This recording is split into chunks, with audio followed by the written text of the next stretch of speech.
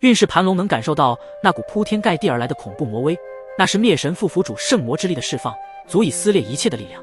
但运势盘龙见此，眼中闪烁着不屈的光芒，他知道这一刻自己不能退缩，只有正面迎接生死的挑战。旋即，运势盘龙准备施展出自己最后的底牌，他的身形在对方那极致恐怖的魔威中化为一道坚定的铁壁，准备迎接最关键的命运洗礼对决。就在运势盘龙与灭神副府主进行最后的碰撞时，突然异变突生，两道身影如流星般闯入，正是萧炎与沐尘。二人眼神坚毅，手中大道神力凝聚成型。随着两人力量的大爆发，萧炎手中的神怒火莲燃烧着毁灭的意志，沐尘的大道之手则凝聚着大宙间最古老的原始大道之力，掌中星辰璀璨，仿佛能洞穿虚无。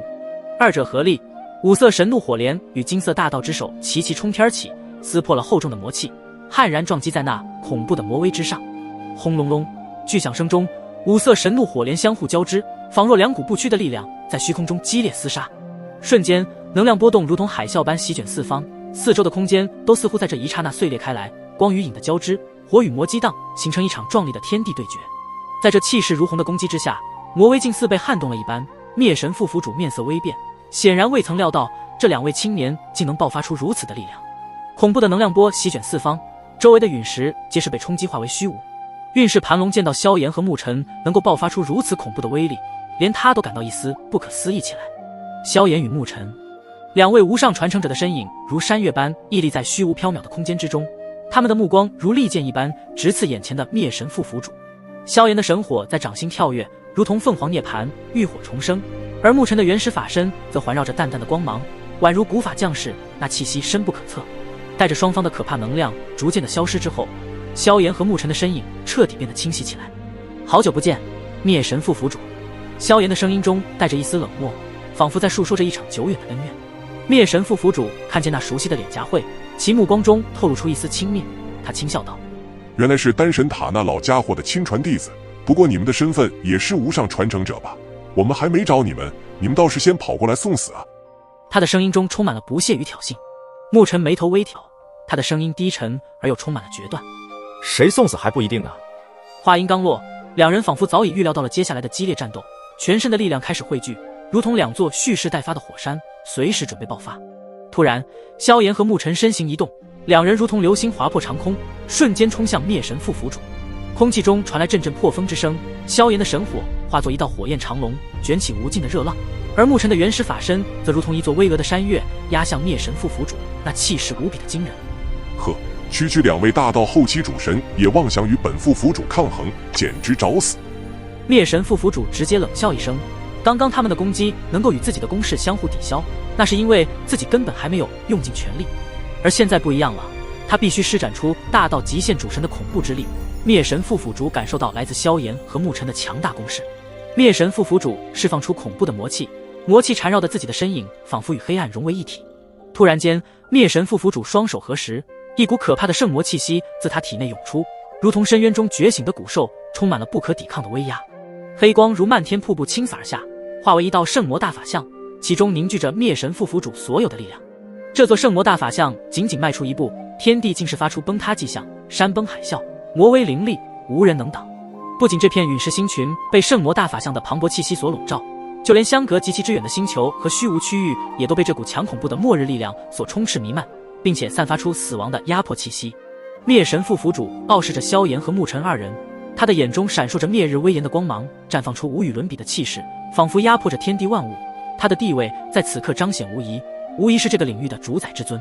感受到圣魔大法像的那股威压下，运势盘龙和神元宫一众人的脸上个个变得有些苍白无力，他们的实力在灭神副府主面前简直就是蝼蚁，什么天位神还是半道神以及大道主神也都是一样。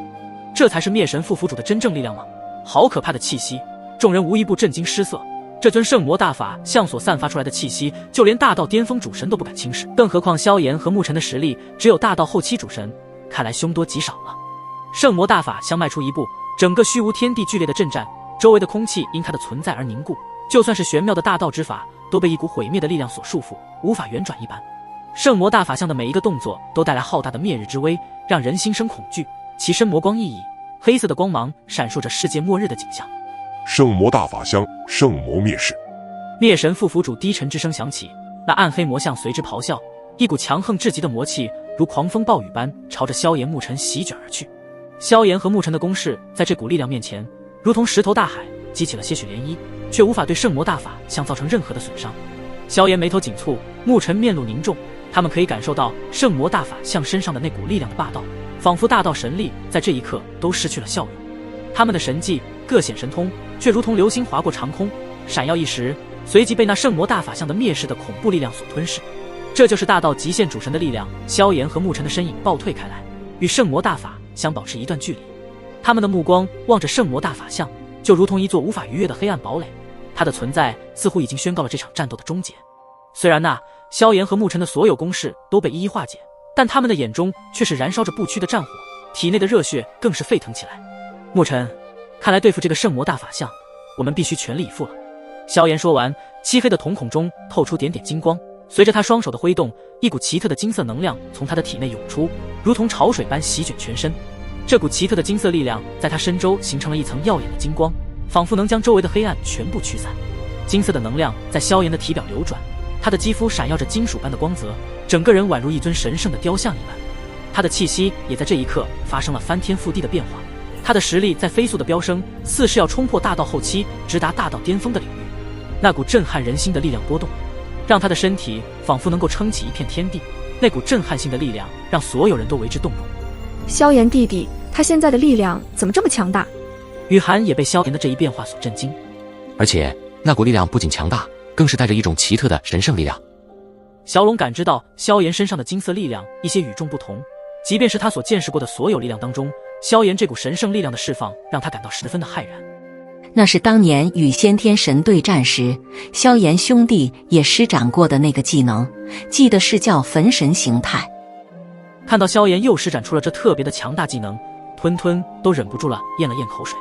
而神妖、五妖、苏幼薇三位主母的目光也在此刻变得凝固起来，因为这股恐怖的神圣气息居然与周元的气运之神形态有些相似。灭神副府主凝视着眼前这一幕，他的眼中闪过一丝惊骇，他能清晰地感受到萧炎身上散发出的神圣而又强大的气息，那是焚神的力量，一种令整个暗黑魔界都为之颤抖的力量。身为圣魔尊之首，他对这种力量并不陌生，但亲眼目睹萧炎展现出这样的力量，他还是感到一种前所未有的压迫感。而且现在萧炎施展的乃是焚神六火，那爆发出来的力量更为的恐怖。